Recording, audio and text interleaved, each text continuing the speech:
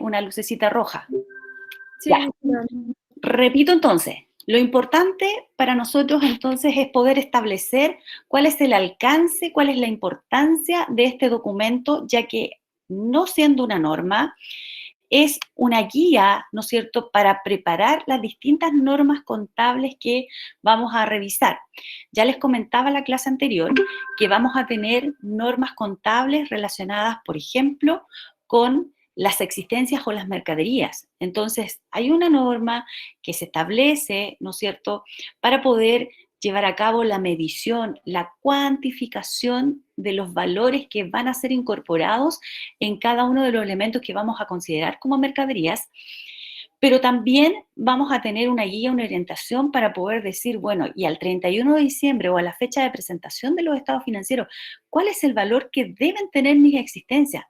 Por cierto, voy a tener un saldo contable que va a ser el resultado de los cargos y abonos realizados durante el periodo, compras, ventas, bajas de mercaderías, devoluciones, etcétera. Una serie de operaciones que ustedes bien saben, ¿no es cierto?, corresponden al concepto de mercaderías. Pero ese saldo final que yo llego al 31 de diciembre, voy a tener que determinar si es el que corresponde incorporar en los estados financieros, porque nos vamos a encontrar con que la norma me señala que tal vez es otro el valor que yo debo mostrar en los estados financieros.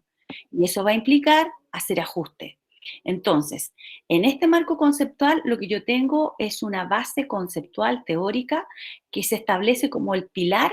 Si yo quisiera hacer una analogía respecto de este documento con aspectos, digamos, de la vida cotidiana, este serían las bases, el cimiento de lo que es un edificio.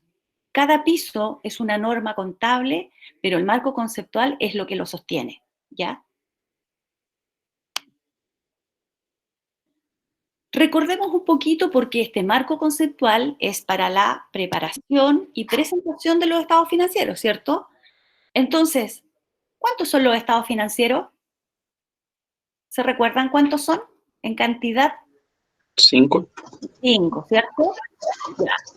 ¿Y cuáles serán esos 5 estados financieros que nosotros vamos a armar y estructurar para cumplir con las normas internacionales de información financiera?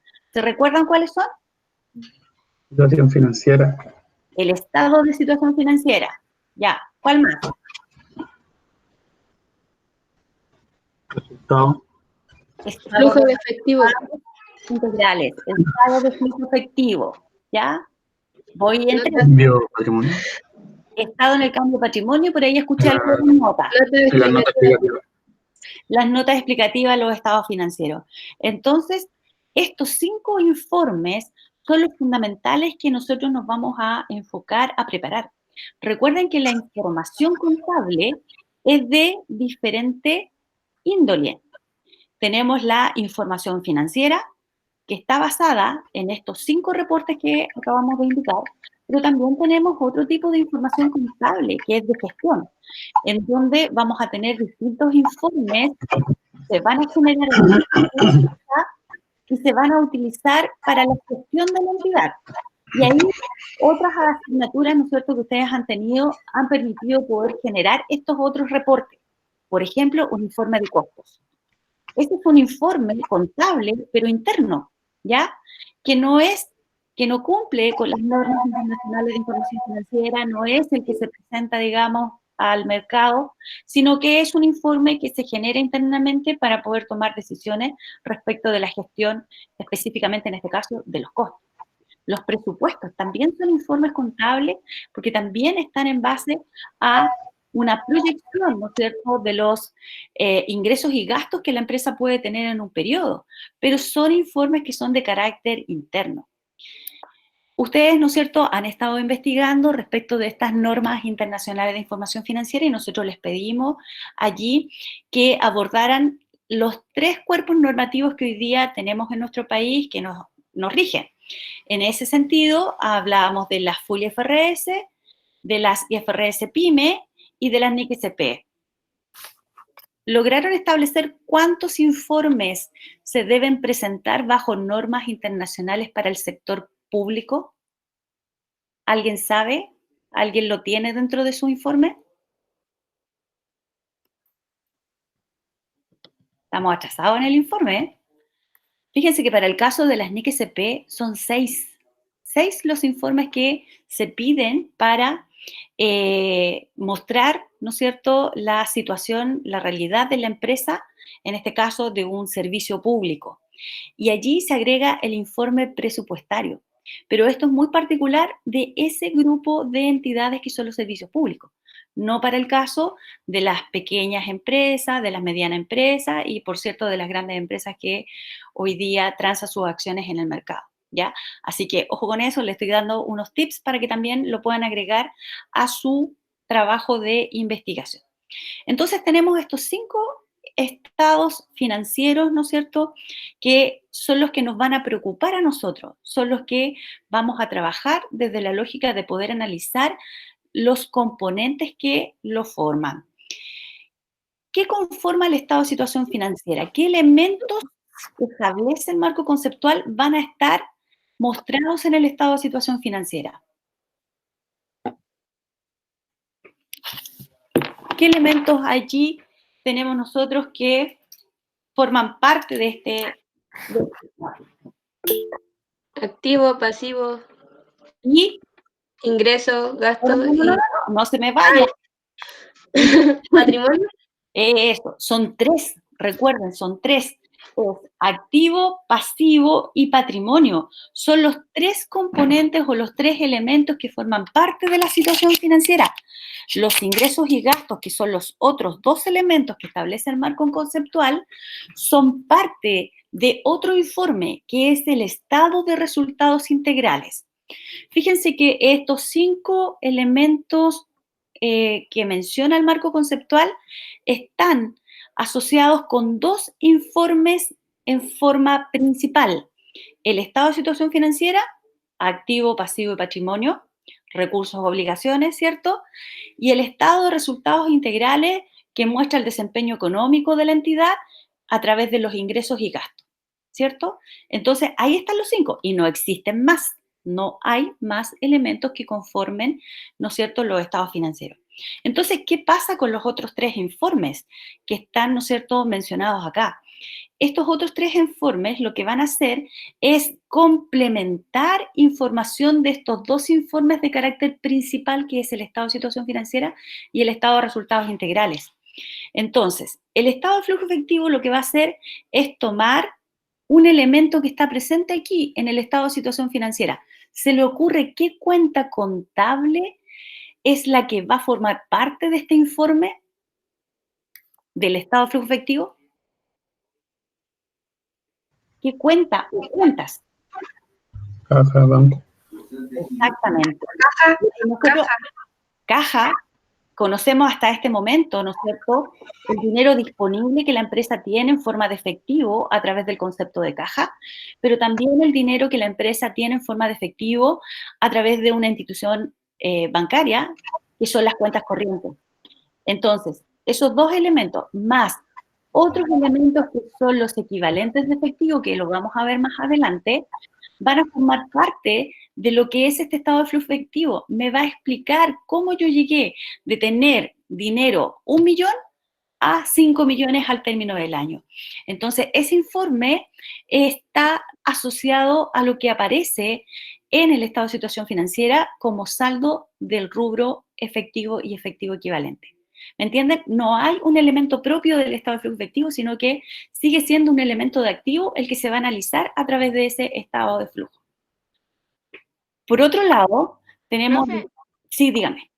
disculpe, es que se como entrecortó un poquito, muy chiquitito, ¿Ya? en lo último que estaba recién mencionando, como porque estoy tomando apunte, entonces, Ya. el de flujo efectivo, aparte de caja, ¿cuáles otros componentes Caja, como más banco, principales son? Caja, banco principalmente, ¿ya? Esos son los que hasta este momento nosotros hemos Ya. conocido a través de los distintos ejercicios que hemos llevado a cabo desde Fundamentos de Contabilidad 1 hasta el día de hoy. Pero existen otros elementos que son equivalentes de Gracias, efectivo, profe. ¿ya? Que son como, por ejemplo, los depósitos a plazo. Pero eso lo vamos a ver más adelante, ¿ya? En relación al estado de cambio en el patrimonio, lo que va a mostrar ese estado financiero son las variaciones que se van a producir en un elemento que está aquí también en el estado de situación financiera, que es el patrimonio. Entonces ahí voy a ver, bueno, si varió o no varió el capital varía o no varía, se mueve o no se mueve el capital, Se man- se mantiene, se ¿no? mantiene el capital. Se mantiene. Entonces, las diferencias de aumento y disminuciones de capital, ¿dónde se reconocen? ¿Dónde se podrán reconocer? ¿Se acuerdan? La Biblia, no, en la Biblia no. Los aumentos y disminuciones del patrimonio se van a reconocer en otras cuentas. Resultados acumulados, ¿cierto? Utilidades retenidas. Y una serie de cuentas que van a ir mostrando, ¿no es cierto?, estas diferencias. Mayor aporte en el caso de una sociedad de personas, por ejemplo. ¿Ya?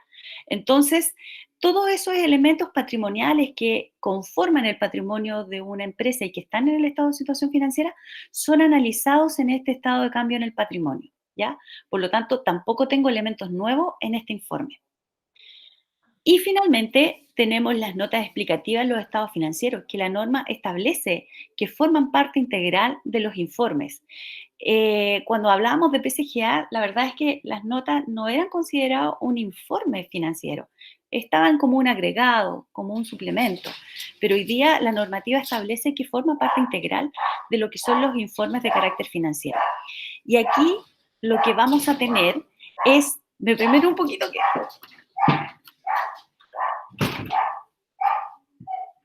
Ya. Lo que pasa es que con el ruido ambiental, sin los micrófonos, es peor. ¿Me escuchan ahí? Sí. Ya.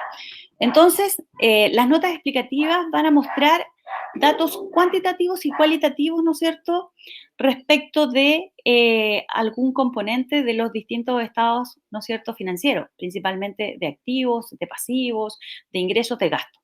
Así que tampoco tiene elementos nuevos. Entonces, los 5 elementos van a estar reflejados, ¿no es cierto?, en estos informes contables. También, en términos, ¿no es cierto?, de nuestro trabajo a lo largo de estas asignaturas, hemos podido, ¿no es cierto?, establecer que existe una composición de estos estados financieros respecto de cómo debiera mostrarse la información. Nosotros fuimos mostrando cuentas contables, por supuesto, a través de un plan de cuentas interno de la empresa. Sin embargo, ya vamos a empezar a utilizar conceptos que se acercan más a lo que es la denominación que establece la Comisión de Mercado Financiero para lo que es la presentación de los estados financieros. Entonces, cuando nosotros mostrábamos el estado de situación financiera, mostrábamos, ¿no es cierto?, que los activos y los pasivos se dividían en corrientes y no corrientes. Es decir, tenía elementos de activo que debían mostrarse en base, digamos, a lo que era la duración del ciclo normal de operaciones de una entidad. Por regla general, este ciclo normal se asimilaba al periodo contable, que es de un año, ¿ya? Sin embargo, es posible que este ciclo normal de operaciones, por cierto, sea diferente. Pueden ser 10 meses, pueden ser 15, va a depender de la naturaleza de las actividades económicas que la empresa realice, y en eso es lo que me tengo que fijar para separar el concepto de corriente y no corriente.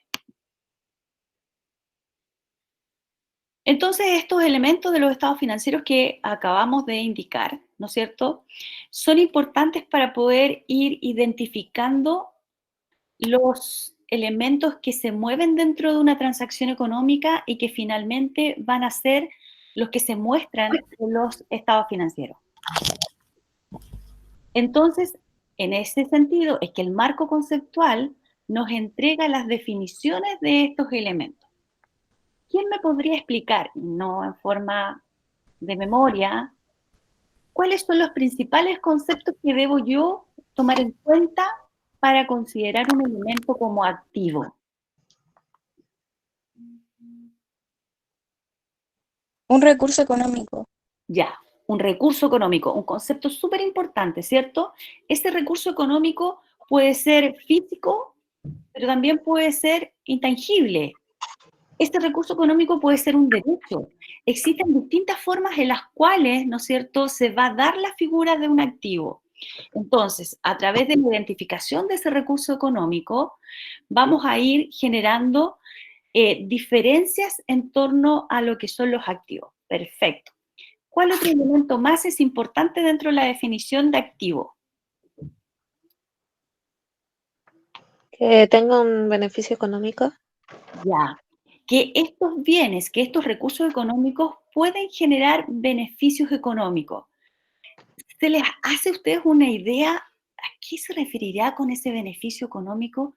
¿Cómo lo puedo traducir en algo más concreto, en algo que me haga más sentido? ¿A qué creen ustedes que se refiere cuando habla de beneficio económico? Que a corto o largo plazo nos pueda permitir algún, no sé, como algún ingreso. Exactamente, fíjate que el beneficio económico son los ingresos. Cuando hablamos de que este recurso económico es capaz de generar beneficios económicos, lo que estoy diciendo es que ese recurso es el que me va a permitir poder ir generando los ingresos a lo largo del tiempo. Entonces, si yo tengo una maquinaria, ¿qué voy a hacer con esa maquinaria? Voy a producir bienes que finalmente van a generar un ingreso por la venta de esos bienes. Si yo tengo computadores para la labor administrativa, esa labor administrativa también es importante y ese computador me va a ayudar a poder desarrollar esa actividad para que se genere todo lo que es el flujo de operaciones de la entidad. ¿Me entienden? Entonces, un recurso económico es importante identificarlo, que ya puede ser desde el punto de vista tangible, intangible o un derecho, pero que también estos bienes tengan este potencial de generar beneficios económicos, porque si no lo tienen, si lo pierden, dejan de ser activos. ¿Se les ocurre algún ejemplo donde algún elemento de activo, ¿no es cierto?, deje de generar o de ser un potencial generador de beneficios económicos? Pensemos, por ejemplo, en las existencias. Lo llevo ahí a un terreno mucho más práctico, concreto y algo que vieron, ¿no es cierto?, en los cursos anteriores. ¿Las existencias se transforman, pierden en algún momento este potencial de generar beneficio económico? Se refiere como a la merma, ¿no? Por ejemplo, sí, las existencias, cuando no están, ¿qué beneficio me van a reportar? ¿Cierto? Lo que es el concepto de merma. Cuando las existencias están, pero están en mal estado, ¿qué beneficio me van a reportar? Ninguno, ¿cierto? Entonces, estoy analizando desde la conceptualidad cada uno de los elementos para poder entender cómo, ¿no es cierto?, voy a poder identificar estos conceptos de activo. Y hay otro concepto que ustedes no me lo mencionaron que es muy importante, que es el control. La definición de activo no habla de que exista un recurso económico de propiedad de la empresa, sino que hay un control respecto de esos beneficios económicos. ¿Y qué significa el control? El control significa que yo puedo disponer de ese bien en la forma, en las condiciones que yo lo desee como empresa, como entidad, y que los beneficios económicos van a ser para esta entidad y no para otra. Y eso es súper importante porque hace una diferencia entre lo que es la propiedad legal de un bien y el concepto de control, ¿ya? Entonces, en esa lógica es que el marco conceptual precisa, ¿no es cierto?, en este caso, el concepto de control para efectos de clasificar un elemento como activo, ¿ya? Porque hay situaciones en las cuales, por ejemplo, no nos vamos a encontrar con que está la propiedad legal, que tengo el contrato, que tengo la factura, pero sin embargo las condiciones, ¿no es cierto?, que subyacen de la situación de un elemento, como por ejemplo, si yo compro una maquinaria bajo un leasing financiero, un arrendamiento financiero con opción de compra, es decir, voy a tener amarrado ese contrato para que este bien al término de un periodo sea mío, esas condiciones, ¿no es cierto?, hacen que la empresa pueda decir, bueno, sí, yo tengo el control. Por lo tanto, fíjense que eso que está desde el punto de vista, digamos, del contrato bajo un arrendamiento, la entidad lo va a tener que contabilizar como activo, a pesar de que no es suyo, ¿ya? Entonces, es muy importante ese concepto de activo. Pasivos. ¿Qué? Profe, Dígame. cuando también ya no, o sea, se empieza como a no considerar activos cuando, no me acuerdo específicamente la palabra, estoy tratando de buscarla todo el rato, pero es como cuando se degenera una maquinaria. Depreciación. Eso. Ya. Vamos a ver el concepto, digamos, de depreciación, que es llevar parte, ¿no es cierto?, del activo a resultado a lo largo del tiempo de la vida útil, ¿ya? Pero el activo sigue siendo el bien que está valorizado a costo histórico, que es una forma de medición, ¿no es cierto?, que establece también el marco conceptual, ¿ya? La depreciación es más bien un mecanismo que hace o permite relacionar los ingresos y los gastos del periodo. Porque dijimos, Ya. bueno, el activo tiene potencial de generar beneficio futuro, es decir, tiene potencial de generar ingresos. Pero yo tengo que ir determinando los ingresos y los gastos del periodo, ¿cierto? Para poder determinar los resultados. Entonces, bueno, y si ese elemento me ayudó a generar ingresos, ¿cuál fue el sacrificio que se hizo respecto del uso de esa maquinaria? Y ese sacrificio es lo que yo llamo depreciación. Entonces, voy a llevar como un gasto del periodo ese valor de la depreciación, pero el activo sigue siendo, digamos, el bien que yo adquirí y que está valorizado a valor de costo. Distinto es Ya. que la maquinaria ya no me sirva, porque tuvo un desperfecto, porque es un elemento contaminante, porque hay una legislación que prohíbe el uso de ese tipo de elementos, ¿te fijas? Entonces, Ujú. ahí sí ya pierde el potencial de generar beneficio futuro, porque ya no lo voy a poder usar. Ahí lo doy de baja y ahí pierde, digamos, el concepto.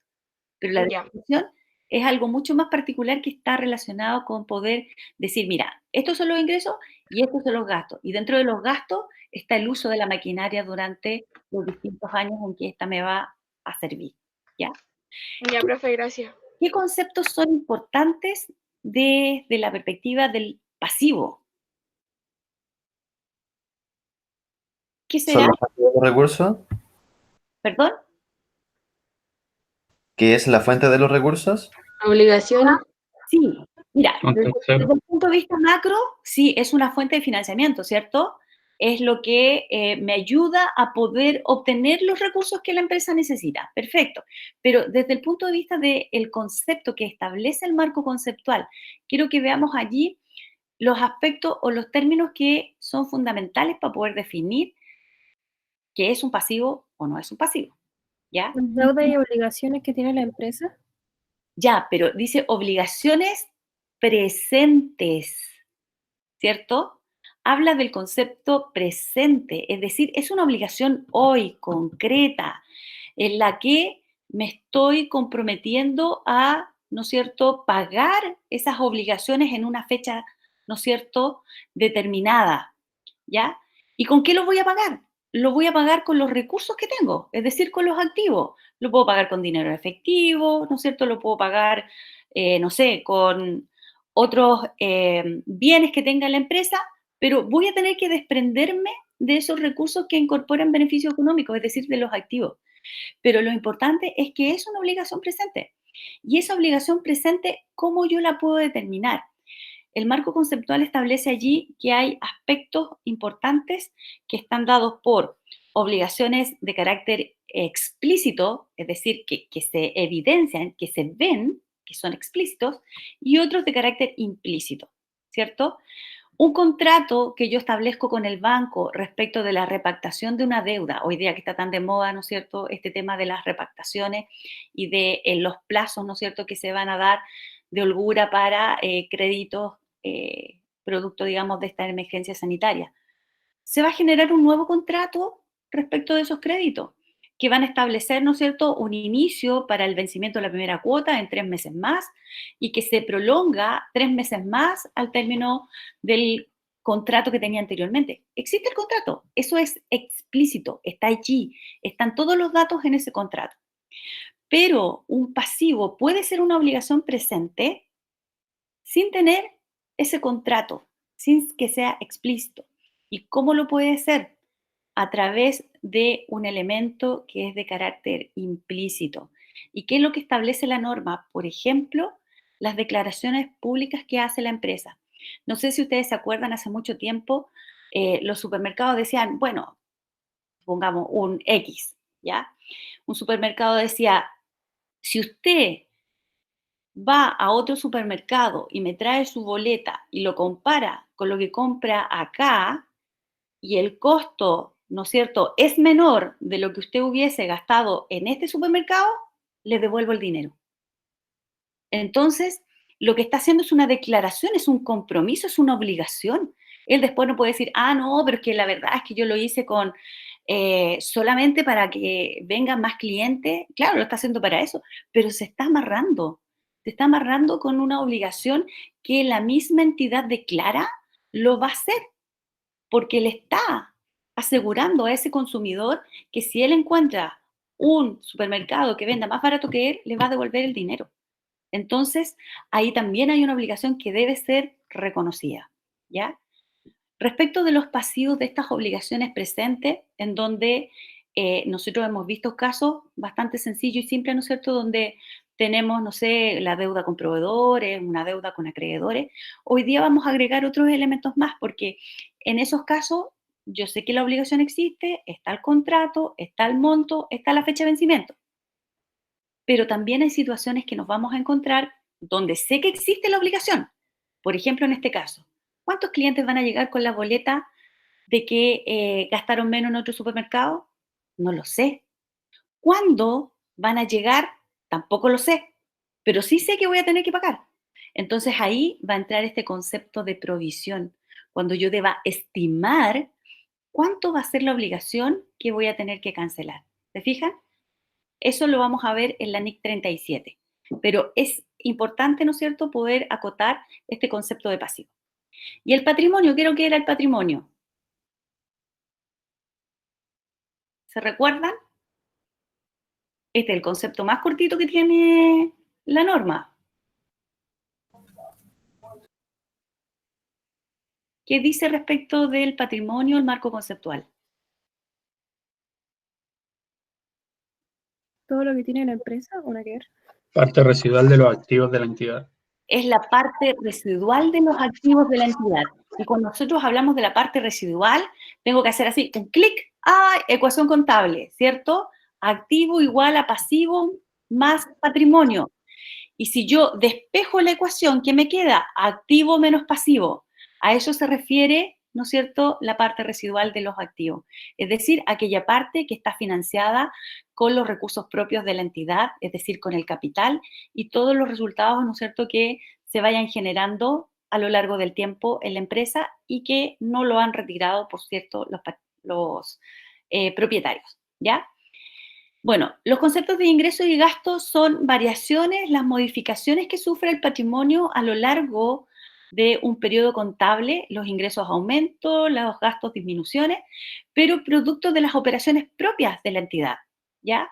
Aquí no hay aumento y disminución de patrimonio provocado por el empresario, por el dueño, no hay retiro, no hay aportes adicionales, sino que estas variaciones se van a ver reflejadas a través de las operaciones que realiza la entidad, ventas, pago de consumos básicos, pago de remuneraciones, ¿cierto? Y todos los otros elementos que son necesarios para poder llevar a cabo una actividad económica. Ya, tenemos este siguiente caso donde se entregan algunas condiciones, ¿no es cierto?, respecto de empresas. Entonces tenemos la empresa A, que es una salmonera, cuyo ciclo normal de operaciones es de 18 meses. Tenemos una empresa B, que es una empresa agrícola y su ciclo operacional es de 24 meses. Y tenemos una empresa comercial, cuyo ciclo normal de operaciones es de 12 meses. Recordemos que el ciclo normal de operaciones es el tiempo, el periodo, el proceso de la actividad económica. Por eso es que podemos encontrar diferencias en términos de las actividades.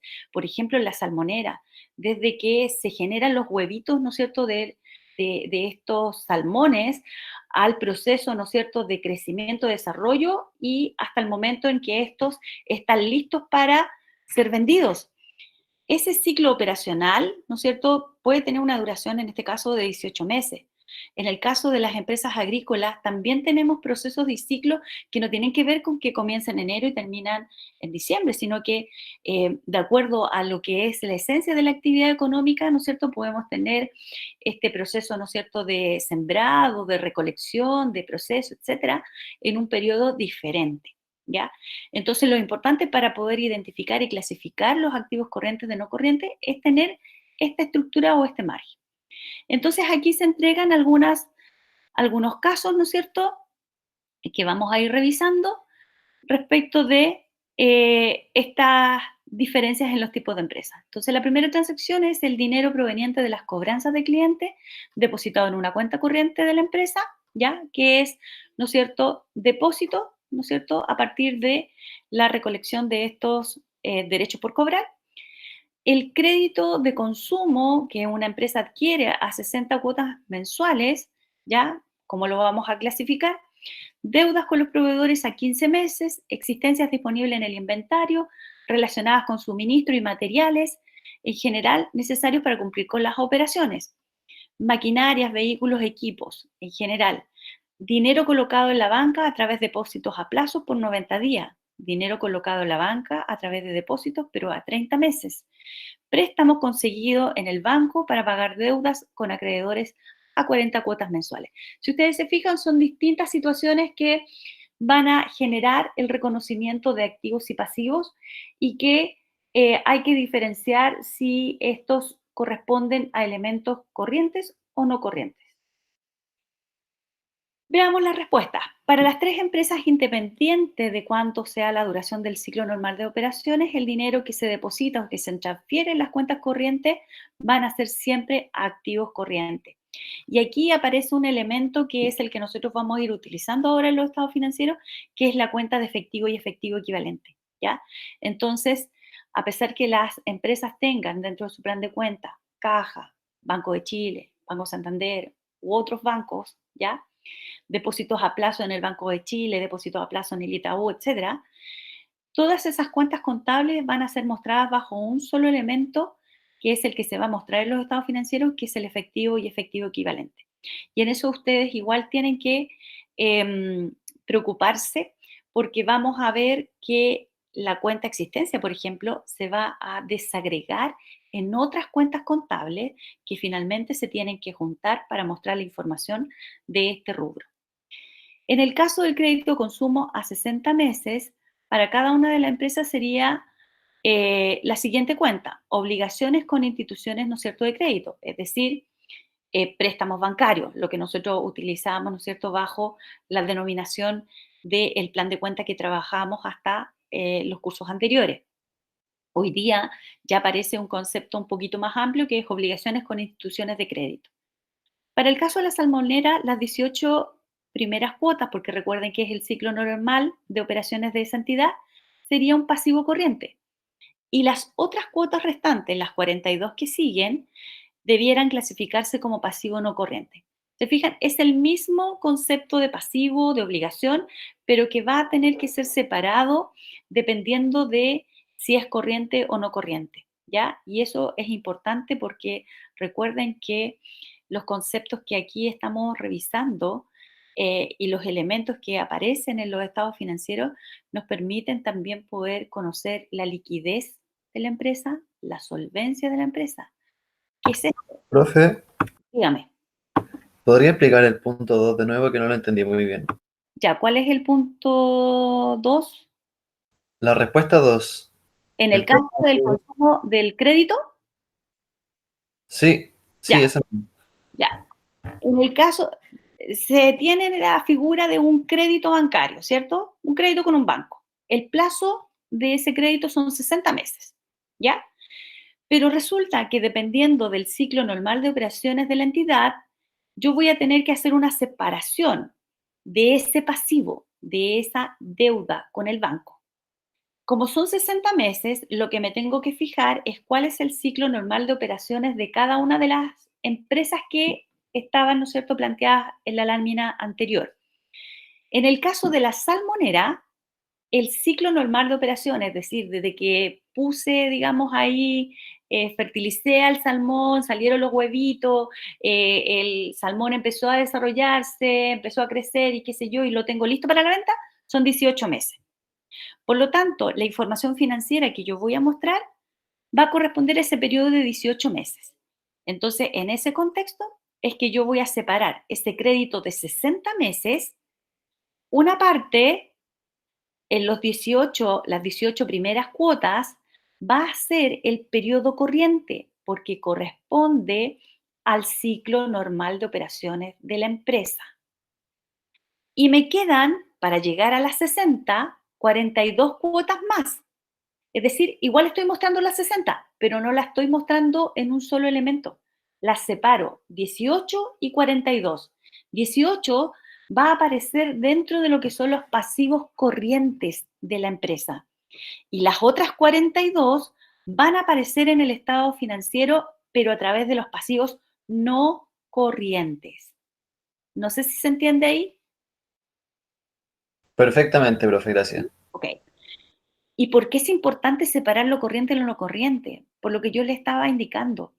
Cuando yo digo, mira, 18 cuotas van a formar parte del pasivo corriente, quiere decir que tengo que tener la capacidad de tener dinero efectivo para cumplir las obligaciones en estas 18 primeras cuotas, en este periodo en que debo, ¿no es cierto?, responder.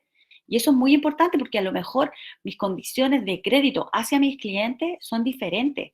Entonces, tengo que determinar la liquidez de la empresa si ésta es capaz de cumplir con esas obligaciones en ese periodo en que yo estoy asumiendo esa obligación. Por eso es que necesito separar lo corriente de lo no corriente. No sé si ustedes se acuerdan, en el primer curso lo vio visión sistémica, lo vimos algo nosotros muy básicamente, pero existen herramientas de análisis sobre los estados financieros. Hablábamos de los ratios, no sé si se acuerdan. Entonces, los ratios son indicadores, ¿no es cierto?, numéricos que me ayudan a interpretar lo que aparece en el informe contable. Entonces, para que pueda realizar esa interpretación es que yo hago estas separaciones de estos elementos para poder hacer ese análisis, ¿ya?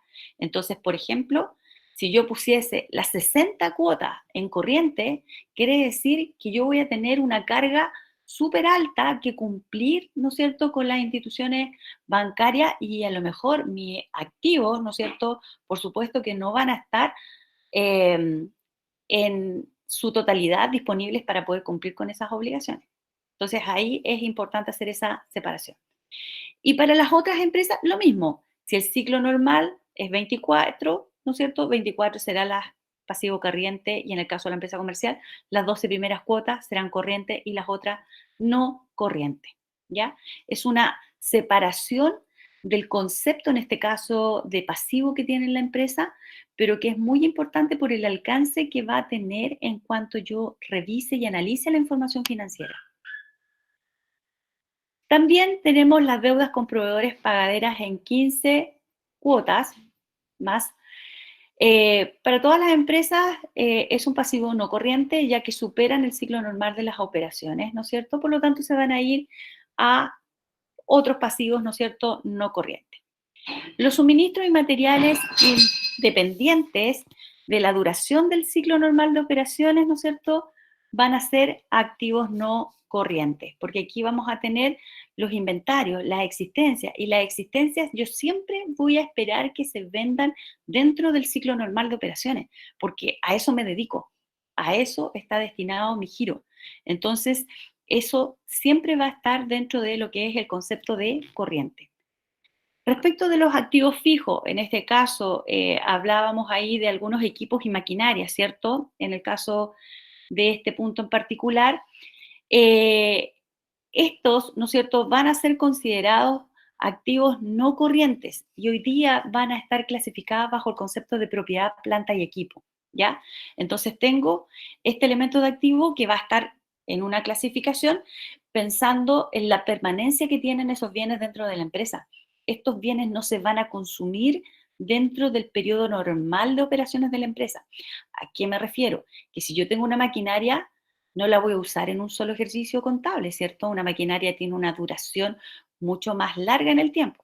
Bueno, si se me echa a perder, ahí tengo una situación que no estaba prevista, digamos, dentro de lo que yo había proyectado para ese bien. Pero son situaciones eventuales que pueden ocurrir, ¿ya? Pero lo normal es que si yo compro una casa, esa casa va a tener una durabilidad en el tiempo muy importante, ¿cierto? Varios años, casi indefinida. Si es que yo le hago mantenciones, esa propiedad puede durar 100, 200 años. Por lo tanto, van a estar dentro de los activos no corrientes. Y los depósitos a plazos tomados a 90 días para estas tres empresas van a representar, ¿no es cierto?, activos corrientes. Y lo que les decía, aquí tenemos otro elemento de efectivo y efectivo equivalente, que es el elemento, ¿no es cierto?, que habla de la disponibilidad de efectivo. Cuando yo tomo un depósito a plazo, en este caso, ¿no es cierto?, a los 90 días yo puedo hacer el rescate de esos dineros y puedo utilizarlo de la forma que yo lo desee. En caso de los depósitos a plazo a 30 meses, se fijan en que aquí hay ya una cobertura mucho mayor, es decir, yo no puedo retirar ese dinero sino hasta 30 meses más, o sea, de poder podría, pero ¿qué es lo que va a pasar? Voy a perder todos los intereses que pudiese haber ganado por mantener ese dinero ahí, porque si yo estoy abriendo un depósito a plazo es porque quiero rentabilizar ese valor del dinero y no tenerlo como dinero muerto, digamos, en caja o en banco, ¿ya? Entonces, en este caso, como ese periodo es muy prolongado en el tiempo, ese depósito a plazo ya no va a estar en el efectivo y efectivo equivalente, sino que va a estar en el activo no corriente, bajo, ¿no es cierto?, una denominación ahí que vamos a ver más adelante. El préstamo bancario 40 meses, también, ¿no es cierto?, vamos a tener estas obligaciones de crédito y vamos a revisar en cuanto a el ciclo normal de cada una de las empresas, 18 primeras cuotas, ¿no es cierto?, corriente, en la diferencia no corriente y así para las que siguen agrícola y comercial, que era muy similar al primer caso. También, ¿no es cierto?, es importante la diferencia entre ingresos y gastos, ¿no es cierto?, porque hay un efecto, ¿no es cierto?, directo en lo que son el patrimonio, ¿no es cierto?, y las variaciones que existen entre activos y pasivos. Los ingresos y gastos son aumentos o disminuciones, ¿no es cierto?, del patrimonio y que están relacionadas directamente, ¿no es cierto?, con variaciones que se van a producir en los activos y en los pasivos. No sé si ustedes recuerdan cuando nosotros elaborábamos el balance tabular o balance de 8 columnas, la diferencia que se generaba entre ingresos y gastos era exactamente la misma que nosotros obteníamos a través de los activos y de los pasivos. Y esa diferencia constituía el resultado del ejercicio. Y el resultado del ejercicio era el valor que aumentaba o disminuía el patrimonio en el estado de situación financiera. Por lo tanto, están relacionados y ligados con los elementos que la empresa, ¿no es cierto?, va llevando a cabo. Entonces, por ejemplo, si la empresa paga remuneraciones, hay un aumento de un gasto, pero también una disminución de un activo, ¿no es cierto?, que va a ser el efectivo que va a tener que desembolsar. Tener en cuenta entonces esta relación de los ingresos y gastos, ¿no es cierto? En el caso de los ingresos, nosotros podemos observar que los ingresos se van a producir a través de un aumento de los activos. Por ejemplo, cuando yo reconozco una venta, ese reconocimiento de la venta va a tener un cargo en el efectivo o en clientes o en la cuenta que corresponda, por lo tanto hay un aumento del activo, producto, ¿no es cierto?, del reconocimiento del ingreso. El asiento contable, ¿no es cierto?, va a ser cargo caja o clientes a ingresos por venta, ¿ya? Pero también se puede dar el reconocimiento de un ingreso a través de la disminución de un pasivo. ¿Y en qué caso se puede dar esta situación? Por ejemplo, si yo debía, no sé, 1.000.000 de pesos y producto de una negociación con el banco, de una anticipación, qué sé yo, finalmente pago 900. Es decir, mi deuda era por 1 millón, pero hoy solo voy a pagar 900. La deuda estaba registrada por 1 millón, por lo tanto, en el momento de poder hacer el pago de esta obligación, voy a tener que contabilizar, ¿no es cierto?, la salida por 900 y la diferencia se va a constituir en un ingreso para la empresa, ¿ya? Por lo tanto, también se va a dar bajo esa lógica el reconocimiento de los ingresos. Y lo mismo para el caso, ¿no es cierto?, de los gastos, donde vamos a tener, ¿no es cierto?, la disminución de los activos, remuneraciones, ¿no es cierto?, versus el abono a caja o banco, ¿ya? O también el reconocimiento ahí del aumento de un pasivo. Si yo estoy pagando con retraso una deuda, hay intereses que se van a generar por mayor plazo. Obviamente voy a tener un aumento en el pasivo si es que esos intereses, ¿no es cierto?, van a quedar allí configurados para poder pagarlos posteriormente.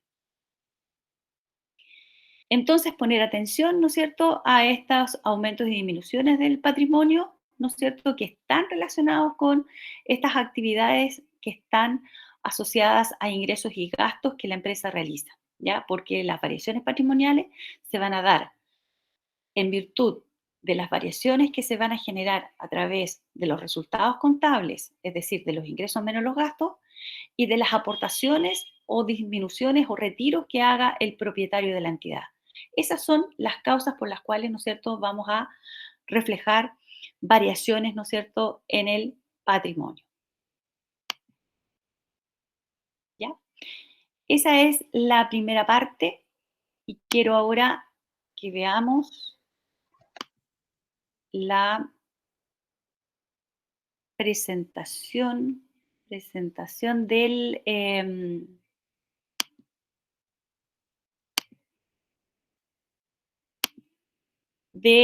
marco conceptual, solo la última lámina, para ver los casos de la guía que ustedes van a empezar a trabajar. Solo vemos esta y luego les doy el tiempo para que ustedes puedan, ¿no es cierto?, realizar su trabajo, avanzar en su trabajo, ¿no es cierto?, en esta segunda hora. Aquí está.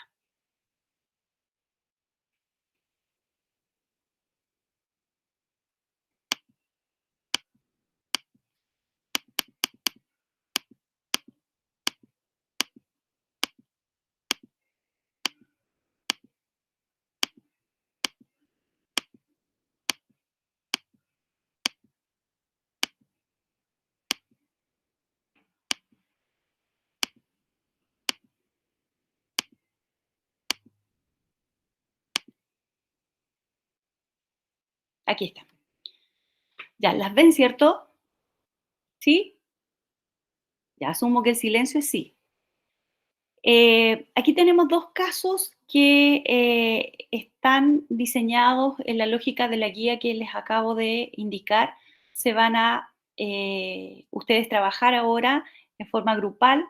Ojalá los mismos grupos que conformaron, ¿no es cierto?, el trabajo de investigación, ¿no es cierto?, de la semana pasada. Entonces, la primera situación es el gerente de una empresa en particular indica que la determinación de los resultados de operación y la posición financiera deben tener en consideración todos los recursos y obligaciones del periodo, aunque estos hayan sido o no percibidos o pagados, con el objeto, de esta manera, de que los costos y gastos puedan ser debidamente relacionados con los respectivos ingresos que la generan. El referido concepto se aplica solamente a la medición de resultados.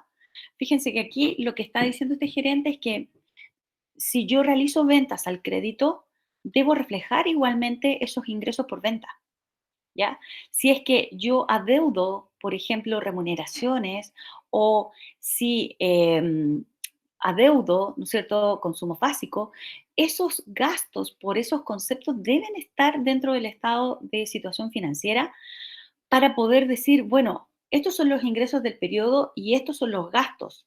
Y eso me va a permitir determinar el resultado real del ejercicio. Ese concepto que está allí involucrado de reconocer, ¿no es cierto?, aquellos elementos que han sido percibidos o pagados está relacionado con un elemento o un concepto que establece el marco conceptual en su primer capítulo, ¿no es cierto?, que es el concepto de acumulación o devengo. Entonces, en este caso, aplica el concepto de devengo, es decir, que independiente si se hayan generado movimientos de efectivo, entrada y salida de dinero, si el hecho económico ocurrió, lo tengo que reconocer. Y este concepto no solamente referido a la medición de los resultados, no solamente asociado a ingresos y gastos, sino que también a activos y pasivos, en donde yo debo reconocer un derecho por cobrar o un derecho por pagar o una obligación por pagar, ¿ya? Entonces, ¿cuál es la metodología para el desarrollo de la guía de ejercitación? Tengo el planteamiento de un caso, que es lo que tenemos aquí en este primero, que establece ciertas condiciones, ¿ya? Y en algunos casos les va a aparecer una pregunta, pero en otros no, ¿ya? Lo que yo tengo que ver es lo que hay de trasfondo. ¿Es posible que yo me encuentre con respuestas que sean diferentes? Sí, porque va a depender de la mirada que cada uno de ustedes le va a dar, porque si yo quisiera ir profundizando, tal vez encontraría muchos elementos del marco conceptual que están involucrados en esta premisa. Pero fíjense que aquí lo principal que yo destaco de este caso es que existe, ¿no es cierto?, la necesidad de poder registrar las operaciones independientes que hayan sido pagadas o percibidas. Y ese concepto es el que me entrega, ¿no es cierto?, la posibilidad de decir, esto está referido al concepto de devengo o acumulación, que establece el marco conceptual, ¿no es cierto?, en su capítulo número 1, ¿no es cierto?, de objetivos de la información financiera. Entonces, voy a responder en la lógica de esa premisa que está establecido allí, ¿no es cierto?, bajo ese contexto, y posterior, bueno, indico, pero esto no solamente está referido a los resultados, sino que también está referido a la situación financiera, a los activos y a los pasivos. ¿Se entiende el análisis que acabo de hacer para poder llevar a cabo el proceso de respuesta de los casos que van a trabajar ustedes ahora? Chicos, Sí, profe. ¿sí? Ya. Fíjense en el segundo. Estos son los dos casos de ejemplo que les voy a dar. Preparar los estados financieros registrando estimaciones por incobrabilidad es permitido y lo seguirá siendo bajo las normas internacionales de información financiera. ¿Existe algún principio o criterio que sustenta este hecho? Y alguien me podría preguntar, ¿y profesora, qué es la estimación de incobrabilidad? Ya. Resulta que las empresas, ¿no es cierto?, que llevan a cabo operaciones de crédito, es decir, que venden al crédito, ¿ya?, asumen un riesgo. Y ese riesgo es la incobrabilidad, ¿ya? Son situaciones de carácter económico que están insertas dentro del mercado y que existen y se va a dar siempre, en mayor o en menor medida, pero sabemos que esta condición sí se va a llevar a cabo. Por lo tanto, obviamente, ¿qué es lo que necesita, no es cierto?, la empresa? Mostrar la representación fiel de las operaciones que lleva a cabo, ¿cierto? Mostrar todo lo que le permita al usuario poder tomar decisiones. Y fíjense lo importante de esta estimación de incobrabilidad, que va a afectar, y lo vamos a ver más adelante, los resultados económicos de la empresa.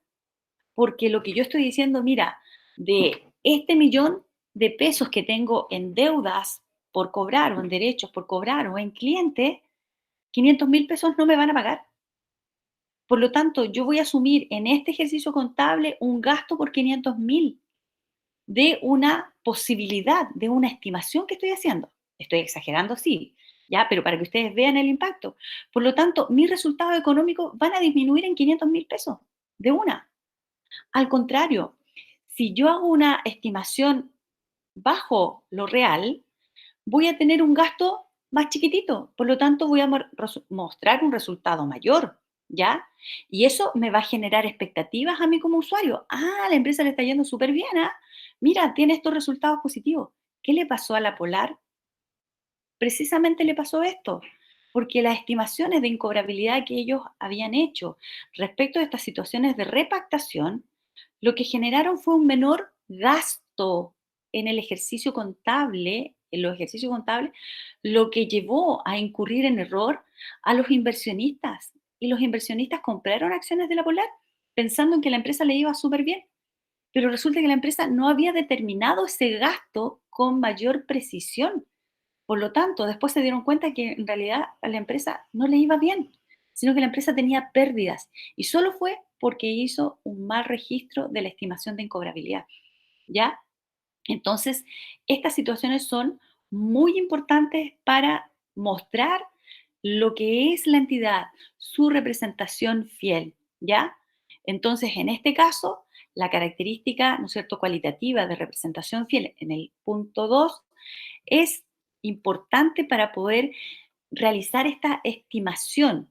Ahora, la estimación tampoco es así como, ay, hoy día amanecí como con la tinca que puede ser 500 y no sé, el próximo año puede decir que son 200. No, hay un estudio, hay un trabajo, hay evidencias que avalan, digamos, ese valor.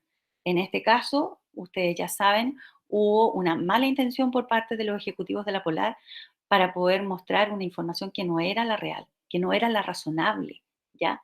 Entonces, en este caso tenemos la representación fiel como un elemento que no está mostrando, ¿no es cierto?, o que debiera mostrar todas estas situaciones que son de carácter económico, que son de carácter eventual que pudiesen ocurrir, ¿no es cierto?, en una empresa, producto de por ejemplo, hoy día, la alta cesantía que vamos a tener, la baja disponibilidad de efectivo que las personas pudiesen, ¿no es cierto?, tener producto de que van a tener menos ingresos por distintas, ¿no es cierto?, situaciones.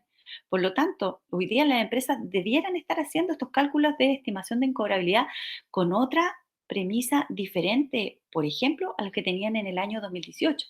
No puedo decir 2019 porque en realidad también tuvimos un efecto externo que fue importante, que fueron las movilizaciones y el estallido social que se produjo en el mes de octubre. Eso también impactó a las empresas, por lo tanto, el criterio que habían utilizado antes ya no les servía para poder, ¿no es cierto?, eh, realizar los procesos de generación de la información, ¿ya? Entonces, es muy importante que tengamos en cuenta estas características, en este caso, ¿no es cierto?, van a estar asociadas a ciertas situaciones que la empresa puede llevar a cabo, ¿ya? Si se fijan en la primera, había un concepto que estaba dentro del capítulo 1. En el caso, ¿no es cierto?, del caso número 2, está relacionado con conceptos que están en el capítulo de las características cualitativas de la información. La actividad que ya está disponible en el aula, yo les puse como subtítulo para que ustedes se orientaran dónde tienen que buscar, si en los objetivos de la información financiera, si en las características, si en los conceptos de los elementos de los estados financieros o si están relacionados con la medición de los estados financieros, ¿ya? Están allí como subtítulos para que ustedes vayan orientándose y buscando la respuesta en aquellos capítulos y no lo busquen en todo, por cierto, el documento, ¿ya? Entonces, eso es lo que tenemos el día de hoy, ¿no es cierto?, en cuanto a presentación. Hay hartos mensajes, pero no sé si tantas preguntas. El trabajo de los casos, a ver, voy para arriba. Es en grupo, como ya les decía, ojalá los mismos grupos que ya conformaron. Lo que me interesa es la discusión, que ustedes puedan analizar y discutir y plantear sus opiniones, ¿no es cierto?, para poder ver cómo han asimilado, ¿no es cierto?, este marco conceptual. ¿Qué más? ¿Qué más? Y creo que no hay. Bueno, si les falta un integrante, como es una tarea que van a empezar a desarrollar hoy pero que tienen hasta el lunes para poder completar en el aula virtual, lo pueden, ¿no es cierto?, trabajar con sus compañeros también durante la semana. Ya, voy a detener la grabación. Ay, sí me grabó.